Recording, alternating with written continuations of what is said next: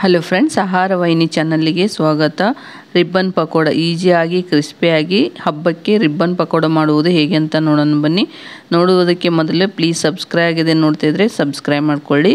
ಇದಕ್ಕೆ ಬೇಕಾಗಿರೋದು 1.5 ಕಪ್ಪಿನಷ್ಟು ಅಕ್ಕಿ ಹಿಟ್ಟು ಜರಡಿ ಹಿಡಿದು ಇಟ್ಕೋಬೇಕು. ಹಾಗೆ ಅರ್ಧ ಕಪ್ಪಿನಷ್ಟು ಕಡಲೆಬೇಳೆ ಹಸಿ ಕಡಲೆಬೇಳೆ ಹಾಕಿ ಹಿಟ್ಟನ್ನು ಹಾಕಿ, ಹಾಗೆ ಹುರಿಗಡಲೆ ಹಿಟ್ಟು ಪುಟಾಣಿ ಹಿಟ್ಟು ಅರ್ಧ ಕಪ್ ಅಂದರೆ ಅರ್ಧ ಕಪ್ಪು ಹಸಿ ಕಡಲೆಬೇಳೆ ಹಿಟ್ಟು, ಬೇಸನ್ ಹಿಟ್ಟು, ಅರ್ಧ ಕಪ್ಪು ಫ್ರೈಡ್ ದಾಲ್ ಹುರಿಗಡಲೆ ಹಿಟ್ಟನ್ನು ಪುಟಾಣಿ ಹಿಟ್ಟನ್ನು ಹಾಕಿಕೊಳ್ಳಬೇಕು.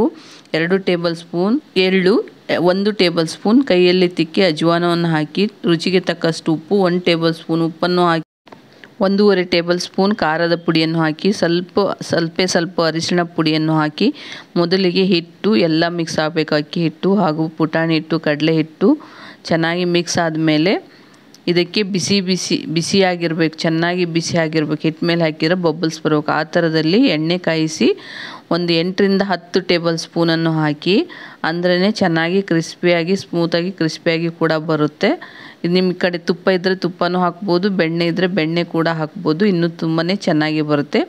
ಆದರೆ ಹಿಟ್ಟು ಚೆನ್ನಾಗಿ ಮಿಕ್ಸ್ ಆದಮೇಲೆ ಕೈಯಿಂದ ಈ ಥರದಲ್ಲಿ ಮಾಡಿದರೆ ಉಂಡೆ ಕಟ್ಟಕ್ಕೆ ಬರಬೇಕು. ಹಾಗಿದ್ರೇ ಕ್ರಿಸ್ಪಿಯಾಗಿ ಈಸಿಯಾಗಿ ಬರುತ್ತೆ ಫ್ರೆಂಡ್ಸ್.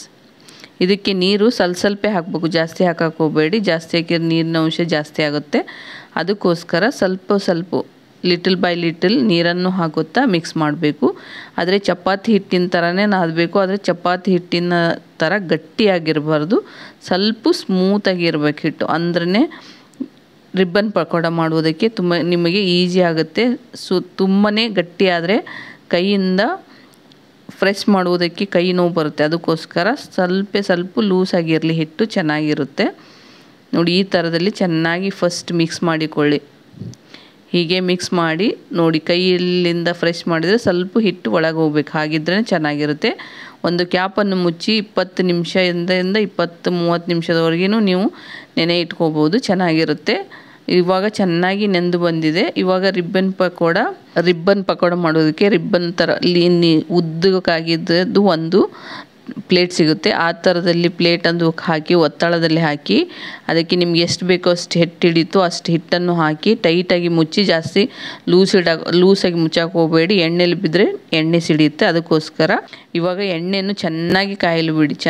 ಎಣ್ಣೆ ಚೆನ್ನಾಗಿ ಬಿಸಿ ಆದ್ರೇ ತುಂಬಾ ಕ್ರಿಸ್ಪಿಯಾಗಿ ಚೆನ್ನಾಗಿ ಬರುತ್ತೆ. ನೋಡಿ ಈ ಥರದಲ್ಲಿ ರಿಬ್ಬನ್ ಪಕೋಡ ನಿಮ್ಗೆ ಎಷ್ಟು ಉದ್ದಾಗಿ ರಿಬ್ಬನ್ ಥರ ಬರುತ್ತೆ ಆ ಥರದಲ್ಲಿ ಕೂಡ, ಜಾಸ್ತಿ ಎಣ್ಣೆ ಇದ್ದರೆ ಆ ಥರ ಕೂಡ ಮಾಡ್ಕೋಬೋದು. ಹಾಗೆ ನೀಟಾಗಿ ಉದ್ದುದ್ದಾಗಿ ಕೂಡ ಈ ಥರದಲ್ಲಿ ಮಾಡ್ಕೊಳ್ಳಿ, ಚೆನ್ನಾಗಿರುತ್ತೆ. ನೋಡಿ ಇವಾಗ ಕ್ರಿಸ್ಪಿಯಾಗಿ ಚೆನ್ನಾಗಿ ಫ್ರೈ ಆಗ್ತಾಯಿದೆ.